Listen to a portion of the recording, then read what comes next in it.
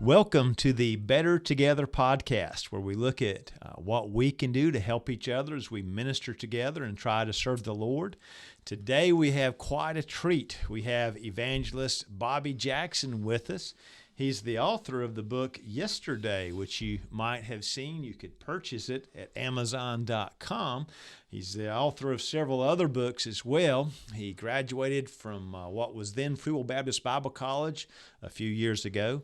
And then after that, he completed a master's degree at Bob Jones University and traveled throughout the United States as an evangelist, preaching to various folks all through time. And so it is so good to have you here with us, my friend. Thank you for stopping by. Thank you. I appreciate the invitation. Well, it's an ugly day, but you guys are looking pretty good. And I have got to ask you, I was looking at your book, and you've got the different in the back. You have all the different places that you've been and you served. And I noticed that the lowest amount of offerings over a year period was back in 1957, and it looked like you took in $4,607 that year. But the highest was 1984. You took in $29,503. Never reached 30,000. Never could quite get there. No, never reached 30,000. Now, some folks may say, well, you know, a dollar went a lot further in those days. Not that much further. How in the world did you and Miss Jane survive in those days on that kind of salary? Well, I had a newspaper editor who gave us a great review on the book when it came out, and he said, well, I think you should write a book on family financial management. Yes. He said, from reading the book, you know. Well, one thing we did, I never bought anything on credit. Yes. I made a resolution in 1951, if we couldn't pay for it, we wouldn't buy it. So I never lost interest on buying stuff on credit. The house that we lived in, Jack Edelman came to Illinois and helped us build a house for his daughter, and she's let me live with her in it now since 1967. And the total amount of money we spent building that house was $13,000, and it was paid for when we finished. So wow. So I didn't even borrow money to build a house. And then I made a resolution that we would not spend all the money came in. And then I also signed a waiver to stay out of participating Social Security. I see. I never bought any insurance. So the management simply was we went cash as you go. Yes. Well, I noticed even in going to school back in your day, like you were trying to get a loan for $300, and it's hard no one wanted to co-sign. They were all happy with you going to college, but they wouldn't co-sign the loan. Oh, yeah. But you were able to pay that $300 off. Well, see, you mentioned about a dollar going further, and it did. But see, what I could do in the summer, I was preaching revivals full-time in the summer after just my freshman year, and I would have 10, 12 revivals during the summer. Well, if they gave me $100 for a revival and the summer was over and I had $1,000 from the summer, what it cost to go to Bible college at the time for a full year was $700. Wow. So I could get enough love offering in the summer to pay my way through college for the next year, and there's no college freshman in this country can do that at any kind of job now. Oh, yes. For the summer. So dollars went a whole lot farther, but and then I'm sure that the Lord had something to do with it, because whatever we needed, we've always had. And well, an important lesson for all of us in ministry is debt. So you avoided debt. You mentioned that. Absolutely. And so when you do have, you're carrying a big loan, you're paying a lot of interest. Yeah. And so you didn't do that. You bought your Oldsmobile, was it? And paid for it. It cost me $1,600.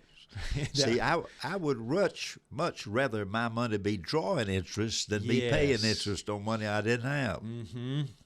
And so now, we don't draw Social Security because I didn't participate in it. But over the years, we were able to save enough that by the Lord's help and no great tragedy, we can continue our lifestyle and our level of living as long as we keep living, you know. So even now, everything we need, we've got. You've got. So, of course, another thing, one of the solutions to that is learning to control what you want and let that coincide with what you need. So many people, it's not what they need, it's what they want, and what they want that they can't afford ought not having it, and it costs them to get it. But anyway, we've been able to do well. Well, and I suppose in many ways, what you have now is so much better than what you had as a young person. Oh my! Compared with all the members of my family, I'm now a rich man, and reading the Bible's condemnation of rich men, that gets a little bit troubling sometimes. You know, that compared to what the Bible thought was a rich man, almost all of us now are rich. We're the rich man in Jesus' parables, not the poor man. So you came up through the Great Depression, and I think I was born, and that's what caused it. Well, was it 35? You were born in 1935. No, I was born in 31. 31. Oh, me. You're younger than See, I thought you were, or you're older than I in thought about you a month, I'm turning 88. That is pretty good. And 88's the same no matter which way you turn it, upside down, sideways, it's still 88. There's no getting away from it, is there? No. But your daddy was a sharecropper. Yeah. You guys moved a lot, all in Wilson and Wayne County, was it? Yeah, in eastern North Carolina. And had quite some adventures, I suspect. Well, I guess they could be called adventures. You know, I tell folks that the road we lived on, everybody on that road was poor. Yes. And the farther down the road you went, the poorer they got, and we lived in the last house. Oh, wow. And so it was pretty poor. Yeah. Now, tell us a bit about you coming to know the Lord. Well, I was 17, and I had never been to church or Sunday school, and it was the farthest thing from my mind. But Gene Waddell and I had become very close friends, and there was Oliver Green was having evangelistic meetings in Wilson, North Carolina. Gene's family was going. In those days, if you were going to date a girl, you didn't make an appointment with her or a date with her because you didn't know where you were going to get a car. We had to use Gene's daddy's car. You get it sometime, you didn't get it sometime. And so ordinarily on a Saturday afternoon when we got the car, we had about 3 or 4 girls we'd check on to see if they didn't have another date for that night. And they were all occupied, and it's a Saturday night, and Waddell said, well, there's meetings going on, and he knew a couple of girls that were from Kenley. He said, let's go. So we went to hear Oliver Green preach, and had a big crowd. It was under a tent. There were no seats left available. Bennett Collins was his song leader. That was his brother-in-law. And Bennett was pleading for folks to sing in the choir, and there were seats in the choir, and there weren't seats anywhere else. And Waddell finally looked at me and said, haven't we sung a few times, just to get a seat to sit in? Yes. Shorten the story, I wound up about 10 feet from a preacher. Wow. And I heard my first sermon, and sometime I use it for folks who put off such as it. But at midnight that night, I didn't go forward in the meeting, didn't raise my hand or anything. But about midnight, I guess, not being able to sleep, I stood at the foot of the bed looking out the window in the dark, and honestly turned to God and told him if he would forgive me and accept me, I'd be on his side the rest of my life. So I really got saved after hearing one sermon within about 3 hours. Wow.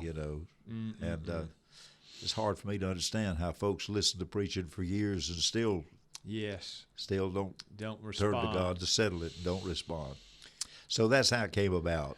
Wow. And I had initially planned to probably go into the field of medicine if I could find a way in a medical school. Yes.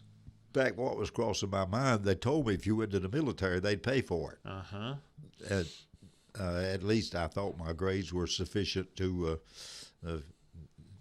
go into that field. So it took about a year for the Lord to change my mind and convince me that people's souls were more important than their bodies. And so I came to Bible college then here in Nashville, and that's sort of the way it got started. You and Mr. Waddell, you guys came together, didn't you? Yeah. In fact, we're a bit of kin. We didn't tell much. We're the same kin Jesus was to John the Baptist. We are the sons of first cousins. So I think Mary and Elizabeth were first cousins. So whatever kin that is. Y'all had that in.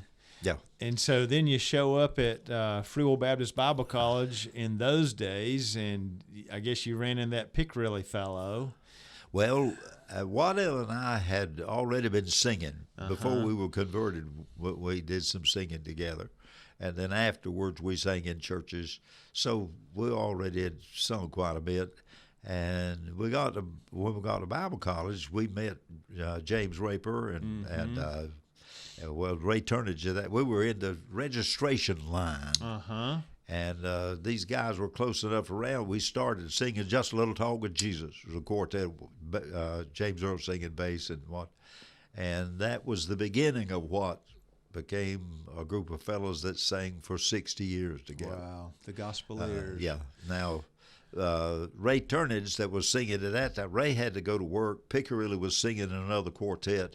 But during the process of that year, when Ray dropped out, Pick left the other quartet and came with our three. So the four was actually James Raper and Gene Waddell and Robert Pickrelly and me. And that four stayed together for, until Gene died. Yeah. Even a little bit, you guys were together when you all went to South Carolina. Yes. Yes, because see what happened, Waddell was at Columbia Bible College in Columbia. Pick and Raper and I were at Bob Jones.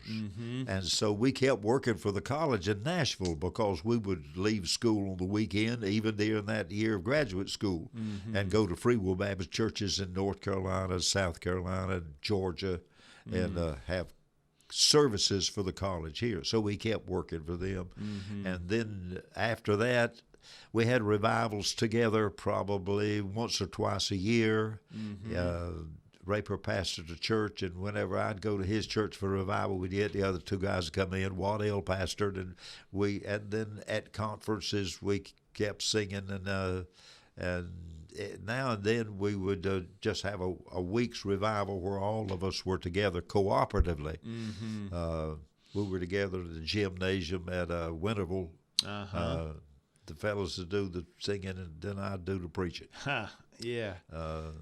In fact, that's the way, when we started working for the college, we shifted the preaching around every night, and we changed preaching. Well, it wasn't very long until we'd start the church, and they would look at me and say, I don't feel like preaching tonight. Let's preach that same sermon over again you preached last night. And within a short time, they stuck me with the job of preaching. There you go. And they did other things that had been done advertising the college. And really, out of that ministry, doors opened for what turned out to be the opening days of my evangelistic ministry. Because we'd be in a church and have a program, and it would be pretty good, and a few folks would get saved in it. I'd preach the sermon, and the pastor would come to me and say, "How soon can you come back and hold a revival meeting?" And I said, "Well, I do it in the summer." Right. So a lot of the doors that were opened initially for me to go into to preach revival meetings came as a result of the services the quartet had. So you really preached your way through college. Oh, didn't yes. You? Yeah. Whatever. And we never put any kind of fee on any kind of preaching or services. Just went and preached for whatever folks would give you, and be happy with it and go to the next place.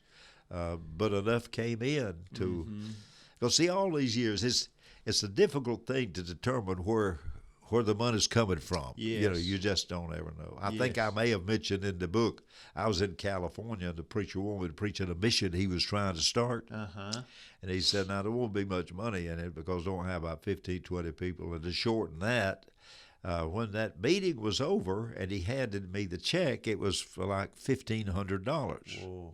And I'd just been there for half a week. And I said, well, I don't know where did you, and he said, well, there was a visiting woman here Sunday night. And he said she don't know her. She hadn't been back. But he said, she asked me at the door, she said, how can I give $1,000 to this man's ministry? Wow. And I said, well, you can make the check to the church. And so he said, $1,000 of it came from some stranger who was here Sunday night and just asked what she could do when she left. So know. And then I go to another church with 500 people in it, and they give me 200. You just don't know. No, you don't know. But it's all worked out to be more than we ever needed. But as you were going through college, you sensed that's what the Lord was pointing you to do? As far as the future? Or no. Evangelism and so forth? No. In fact, I've never announced that I was an evangelist. I've never said I was called to be an evangelist. In fact, I've never seen a great distinction between all preachers, whether they're pastors or evangelists. Well, after all, in the Bible, Paul told Timothy to do work an evangelist. He's supposed to be a pastor, I guess. In some way. And then in Ephesians, it talks about the evangelist having a ministry to the church to help perfect the saints. So it seems to me there's a lot of overlapping, So the Lord just gave me a bird to preach. And when I got out of Bible college, I had about a full year of evangelistic meetings scheduled. And I thought, well, this is where the doors were open. I'll do this, and whatever opens at the end of this year, I'll do that. And so I never have tried to second guess God on the future. Right. I've always hesitated to say what Lord want me to do next year. It's hard to. Yeah. No, I noticed as soon as you finished at Bob Jones, you went up to, was it Michigan with Dr. Thigpen and. Yeah, Brother Thigpen wrote, and he said, you'll get an extra day's preaching and it'll be less trouble travel. If you drive to Charlotte, park your car, get plane tickets, fly to Ypsilanti, and I'll pick you up there. And then you can fly back to Charlotte and pick your car up and go. So I dropped him a note in the mail and said, we would love to fly to Michigan, but my wings are a little weak. Finishing school, I had all the bills paid. I had a used automobile, I had a wife and a baby, and $27 left over. Oh, boy. Yeah, it was tight. And so he sent me plane tickets from Michigan, and that was June the 2nd, 1955. And the record in this book goes from that meeting through 2010. And it's got the date and the place of every revival meeting for those 60 years. Wow. Now, in another 2 books, I've got a record of every sermon I preached at every place. So that if I were to go back to Detroit, Michigan next week, in about 2 minutes, I could tell what I preached there in 1955. That's great. And it's not that I don't repeat it. I do repeat it. And I don't make much of an apologize for repeating it. In fact, I had a preacher tell me once he heard me preach, and he said, well, I heard you preach 25 years ago, and you preached exactly the same sermon you preached tonight. And I said, well, I've been knowing you for 25 years, and I don't remember anything you ever said. Oh, boy, you got him there, didn't you? So I've never apologized for repeating material over. Right. We build on stuff, don't we? Yeah. So we build. So, in fact, sermons don't get to preaching good till about the 3rd or 4th time. This is true. This is get true, them all isn't it? well in mind. So that's really, we're kind of stepping over a little bit and saying, hey, here's some advice, some young folks out there listening, even older folks too. Yeah. But what kind of advice do you give them for preparing and really? One of the keys with you was just a good preaching. Yeah. How they do that. I'm sort of, slow to advise preachers on what to do. Well, yeah, since I never pastored a church, I ought to be a good authority on how to do that. But the best advice I've ever heard for a young pastor was to pastor First Baptist Church in Dallas. Some guys, we were having a national out there, and they were touring over there. And it was when W.A. Criswell was the pastor. Oh, yeah. And he was in his office, and they saw him, and he invited them to come. He stood up, and to shorten that story, they asked him. They said, "What advice do you give young pastors, preachers about me?" And he said, "Well, it's simple, only two things. Preach the word and love your people." Good. That's good. I think that's as good advice. It doesn't come from me, but comes from a very successful pastor. Yeah, very to say, good. Now, when it comes to sermon preparation, the kind of, see, I've never been able to preach with notes. I'm afraid while I'm reading the notes, they'll be sleeping on me. Right. So I usually get material, even if I try to prepare new material, I will get it well enough in mind that I won't be confined to notes. Gotcha. But, I personally think that it just makes a communication more effective and more directly if you. But then not everybody can do that. Right. See? Right.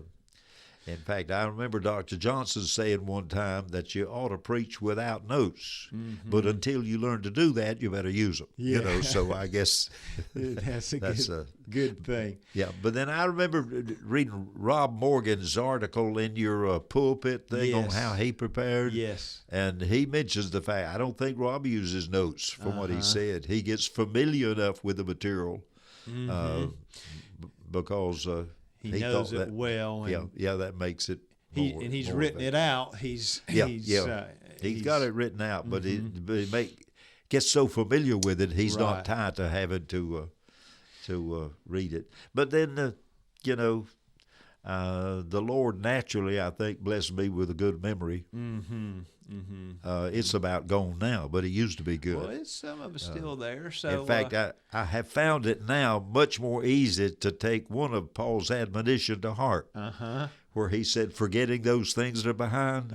That's a whole lot easier now. You don't have to. You don't. It works for you, right? Yeah. What about books? What are some of the books that were most helpful to you?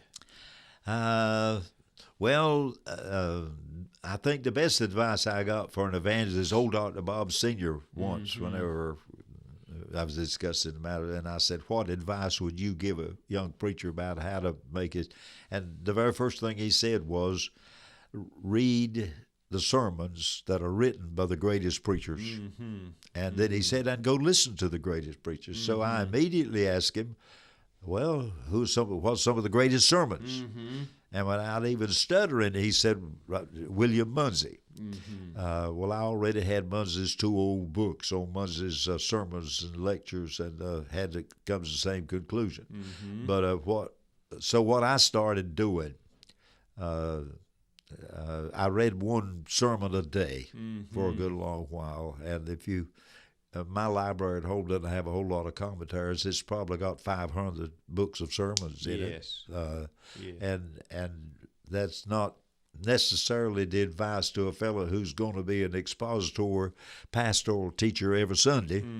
But it has served me well just to... it's been a help to you big time. You like Mere Christianity. As far as a book goes as well, C.S. Lewis's. Now, some of my favorite books, as far as the personal benefit I've got from it, is Tozer's Pursuit of God. That's a good. In fact, I bought 15, 20 copies of that one just to pass around to pastors. And then I enjoy, reading C.S. Lewis's stuff and just some things that sort of make you think. Right. But that I don't preach a lot of evangelistic sermons that come from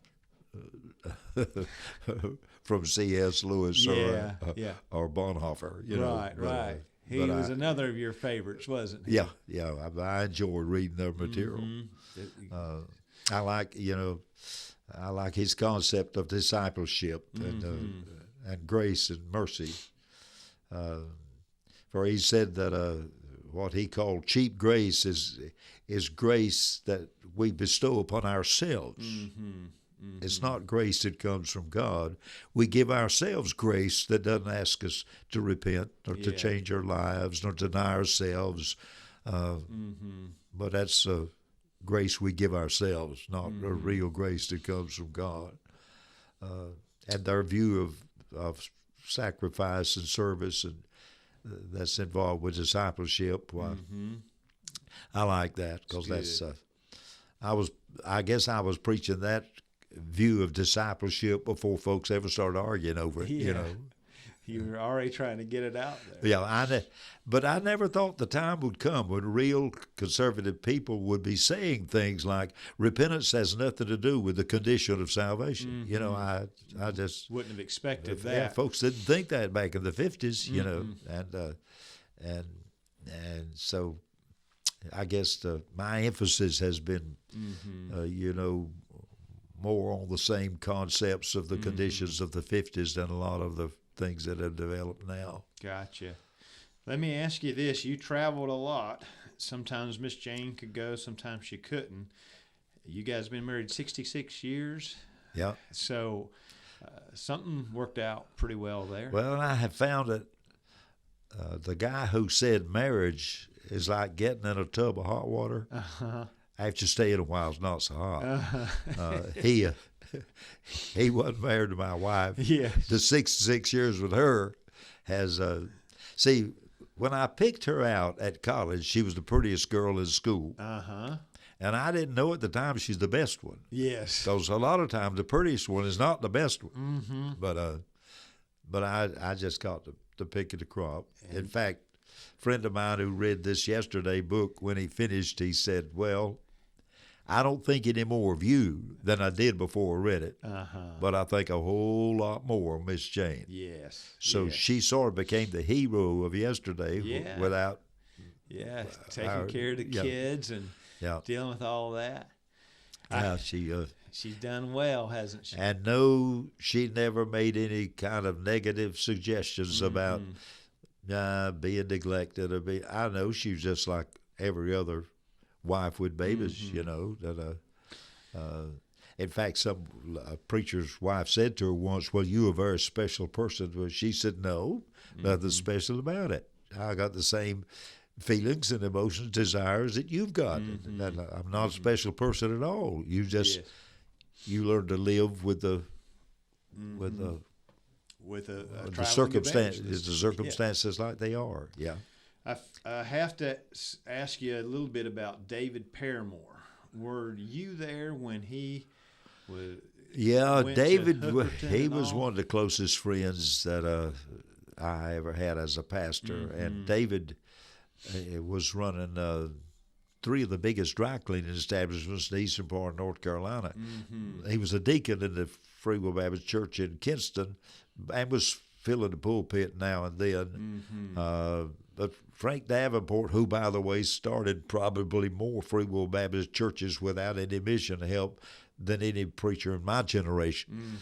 And Frank was trying to get a church started in Hookerton, North Carolina. And since I was with Frank in a meeting, he couldn't go to speak that weekend, so he asked David to go speak. So David spoke at Hooker to that mission. And on Monday morning, bright and early, 2 of the men from that mission was on Frank's doorsteps where I was staying and said, we don't need you to come back anymore. We want David to come, and we want to ordain a church and make David the pastor. So we went to Kinston to talk to David, and he said, well, I don't have any inclination for us getting ordained to be.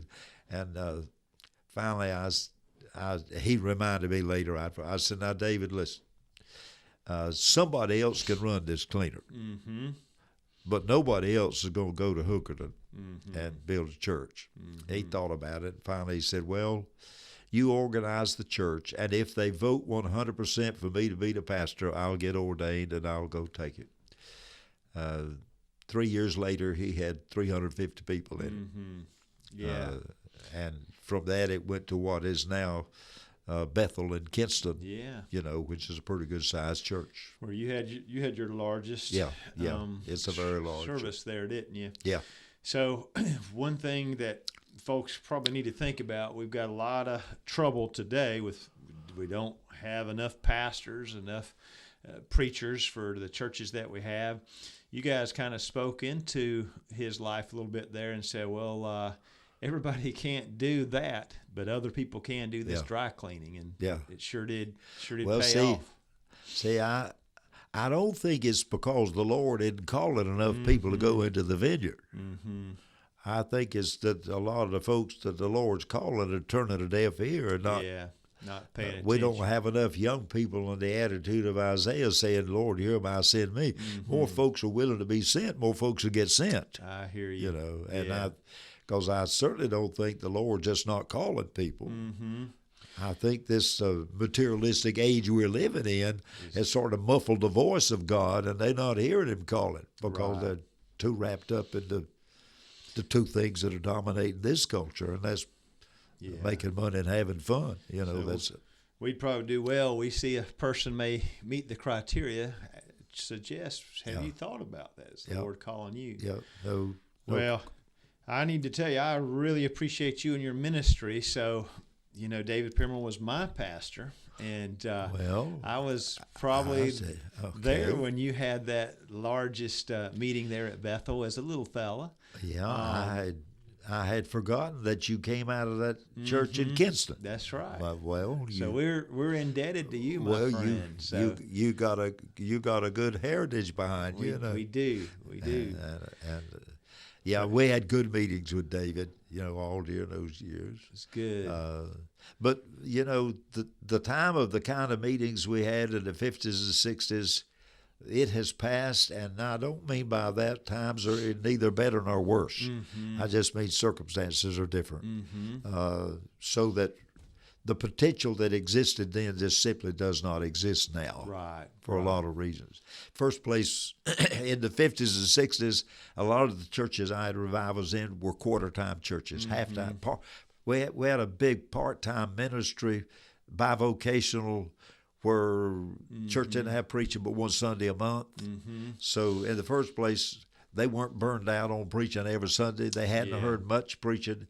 In the second place, these other churches didn't have activities going on. So you'd hit a community, and they were ready. And all the churches, it was a planned cooperative meeting, but it practically turned out as one because they would come from everywhere.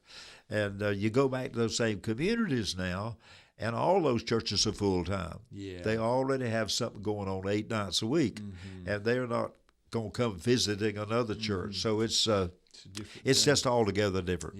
Well, you sure served the Lord in your day, and we appreciate you, and we appreciate what you've done for Free Will Baptist, what you've done for the kingdom of the Lord, and we just thank you, Brother Bobby. Well, it's been a great experience. And somebody asked me, what would you do if you go back and had to do it over? I can look back at it and think a lot of things should have been done differently. But at the time, I was doing what I thought of. So I'd probably do the same things again. I'd probably make the same mistakes I made before, because at the time I made them, I thought I was doing what you need to do. So it wouldn't very much. I expect it would be about like it's been. And there's a great satisfaction. In fact, I think Paul said somewhere that don't evaluate other people's ministry, but in evaluating your own, to find some satisfaction in what fruitfulness you have seen come from it. And I think that sort of helps keep a fellow's view of himself and it all in balance. You don't overestimate it, and you try not to underestimate it, because either one, and you'll either get so depressed you can't live, or you'll get so inflated your ego gets so big, you'll be so proud you'll backslide. You know, so try to keep it on a level keel, you realize that it probably wasn't as good as it appeared to be, and it probably wasn't as bad as some seem to be. True. It's somewhere in between there. And so I've found a real satisfaction in what we have done over the years. This is good. Well, we thank you, and we thank you for sitting down with us today and doing this podcast with us as well.